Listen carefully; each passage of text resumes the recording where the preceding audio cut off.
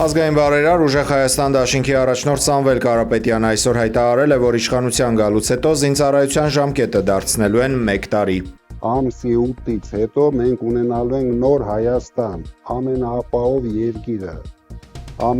զարգացնելու ենք մեր բանակը եւ ուզում եմ ձեզ երևի առաջին անգամ այստեղ հնչեցնեմ,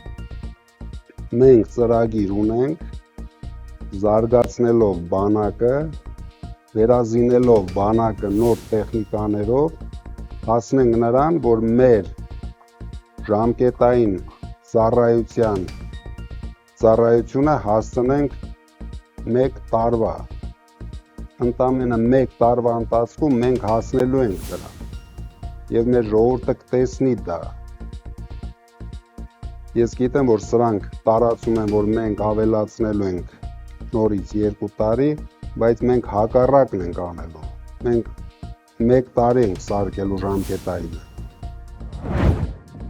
Այսօր Հանրապետության դպրոցներում նշվում է վերջին զանգը։ Հայաստանի կրթության, գիտության, մշակույթի եւ սպորտի նախարարությունից տեղեկացրել են, որ հանրակրթական ուսումնական հաստատությունները 2025-2026 ուսումնական տարում կավարտի 39119 9-րդ դասարանցի եւ 22205 12-րդ դասարանցի։ Ներքին գործերի նախարարությունից հայտնել են, որ ժամը 13-ի դրությամբ պահպանվող հատուկ տարածք է տեղափոխվել արդեն 49 մեքենա, որոնցից 27-ի ղեկին եղել են անչափահասներ։ Վերջին զանգի միջոցառումների անվտանգությունն ապահովելու նպատակով ոստիկանությունը հանրապետության ողջ տարածքում իրականացնում է ուժեղացված ծառայություն։ Գերատեսչությունը հորդորում է պահպանել ճանապարհային երթևեկության կանոնները եւ արգելել անչափահասներին վարել մեքենա, շեշտելով, որ վերահսկողությունը շարունակվում է։ Հայաստանից արտահանվող ապրանքների խնդիրները վերաբերում են ոչ միայն ծաղիկներին, այլ նաև բանջարեղենին ու մրգերին։ 10-ին հայտնել է Ռոսել Խոստաձորի ղեկավարը։ Ավելի վաղ հայտնի էր դարձել, որ Ռուսաստանը ժամանակավոր արգելք է սահմանել Հայաստանից ծաղիկների ներկրման վրա։ 2025 թվականի մատակարարումները ստուգելիս Ռոսել Խոստաձորը արձանագրել է 132 խախտում, որոնց մեծ մասը վերաբերել է կարանտինային բույսերի ներկրմանը։ Փորձագետները նշել են, որ այս սահմանափակումները կարող են որոշակի ապրանքատեսակների գների ժամանակավոր աճի հանգեցնել, մասնավորապես կթանկանան թփուտային եւ պիոնանման վարդերը։ Հայաստանի վարչապետ Նիկոլ Փաշինյանն արգելքն անվանել է աշխատանքային պրոցես, որը ֆիտոսանիտարական չափանիշների պահպանմանն է վերաբերում։ Ազգային վիճակագրական ծառայությունների տվյալով, եթե Հայաստանը կորցնի ռուսական շուկան, կկորցնի ծաղիկների արտահանումից ստացվող եկամուտների ավելի քան 90%-ը։ 2025 թվականին Երևանը ծաղիկների արտահանումից ստացել է $49 միլիոն, որից 46 միլիոնը Ռուսաստան մատակարարումներից։ Հայաստանի վարչապետ Նիկոլ Փաշինյանը Ռուսաստանի Դաշնության նկատմամբ ոչ բարեկամական քաղաքականություն է վարում, գրել է Ռուսաստանի Պետդումայի նախագահ Վյաչեսլավ Վոլոդինը։ Ռուսաստանցի պաշտոնյայի ձևակերպմամբ Հայաստանի կառավարության ղեկավարը նման քաղաքականություն է առաջ տանում, ցինիկաբար շահագործելով երկրի առաջարկած հնարավորությունները։ Գուգլի գոյության ողջ ընթացքում այդ անունն է եղել այդտեղ։ Սկսենք այդտեղից։ Կհանձնվի Տիգրանաշենը Ադրբեջանին թե ոչ, Փաշինյանը ուղիղ չի պատասխանել, ասել է սահմանազատմամբ կլուծի հարցը։ Սահմանազատման ընթացքում կլուծվի։ Թեման քննարկվում է, որևէ պայմանավորվածություն, հայեցակարգ այդ հարցի լուծման վերաբերյալ այս պայդրությամբ չկա։ Այսպես է պատասխանել Հայաստանի վարչապետ Նիկոլ Փաշինյանը անկլավների վերաբերյալ հարցին։ Տասնյակ անգամներ ենք խոսել։ Պետք է նայվի, թե այդ հարցին մենք ոնց ենք մոտենում։ Պատասխանելով լրագրողի հաջորդ հարցին, թե ինչպես եղավ, որ Google-ի քարտեզում Տիգրանաշենը քյարքի դարձավ, Փաշինյանը նշել է, այդ անունը Google-ում միշտ է եղել, պարզապես ոմանք նոր են նկատում։ Google Earth-ը ինչքան գոյություն ունեցել է, անունը այդտեղ է եղել։ Օրերս քարոզարշավի ընթացքում քաղաքացին Հայաստանի վարչապետին հարցեր ուղղել, որ 3 բնակավայրերն են պատրաստվում հանձնել Ադրբեջանին։ Փաշինյանը նշել էր երկուսի անունը, իսկ երրորդինը ոչ։ Ուղղակի իմանանք, էլի որտեղ ենք։ Ադրբեջանի 3 տարածքները, որը Վարխուդարլի, Խելեմլի Վերլուծաբանները ենթադրել էին, որ խոսքը հենց Արարատի մարզի Տիգրանաշեն բնակավայրի մասին է։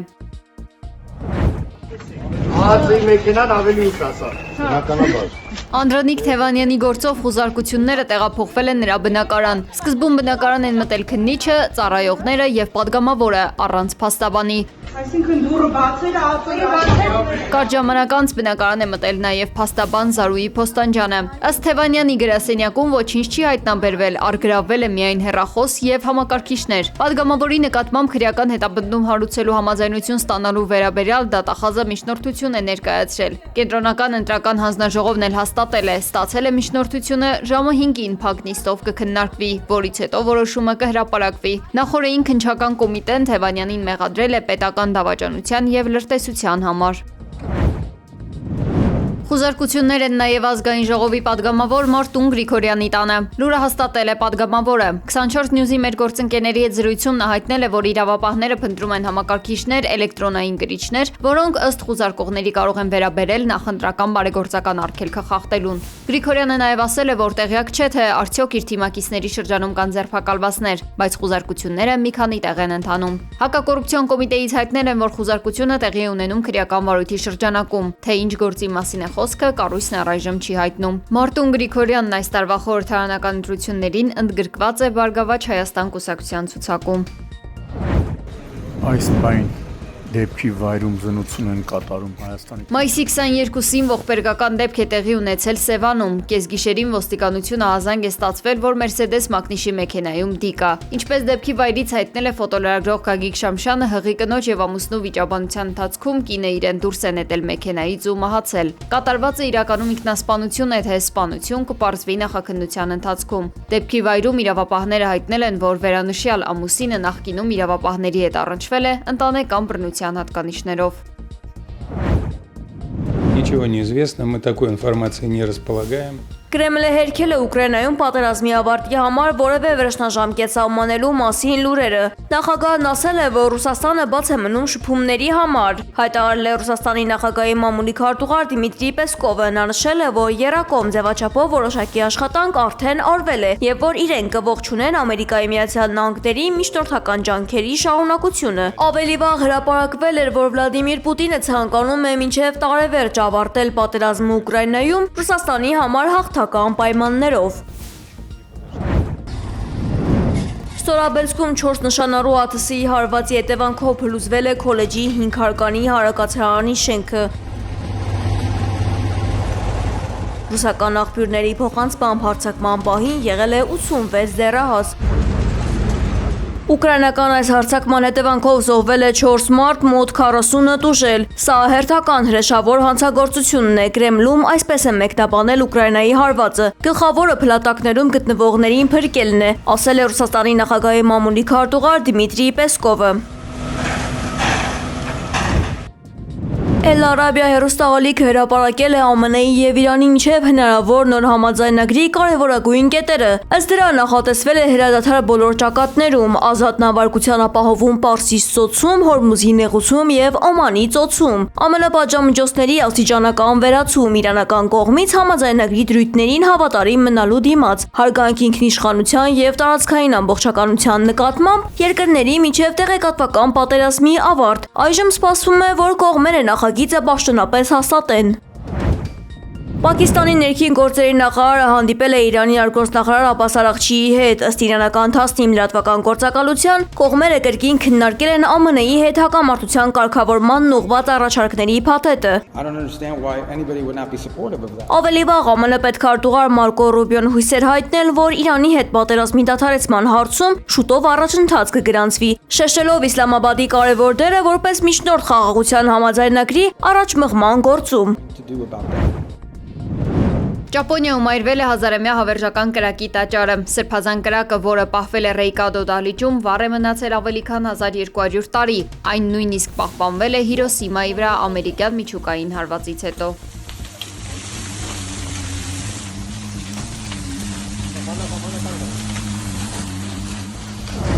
one of our city's greatest strengths is its diversity. Լոնդոնից հետո Մեծ Բրիտանիայի բնակչությամբ երկրորդ խոշոր քաղաքը Բիրմինգհեմը պատմության մեջ առաջին անգամ իսլամադավան քաղաքապետ ունի։ Պաշտոնը ստանձնել է ծագումով պակիստանցի Զաքիր Չաութերը։ Նորընտիր քաղաքապետի երթում տալուց հետո համացանցում ակտիվ քննարկումներ են սկսվել, որ նրաթուղ պաշտոնյան դժվարությամբ է կարդում անգլերեն։ Բացի այդ, պաշտոնամուտի հանդիսավոր արարողությունից հետո դահլիճ է մտել մուսուլման հոգևորական, որը աղոթք է կարդացել քաղաքի նոր ղեկավարի հաջողության և բարօրության համար։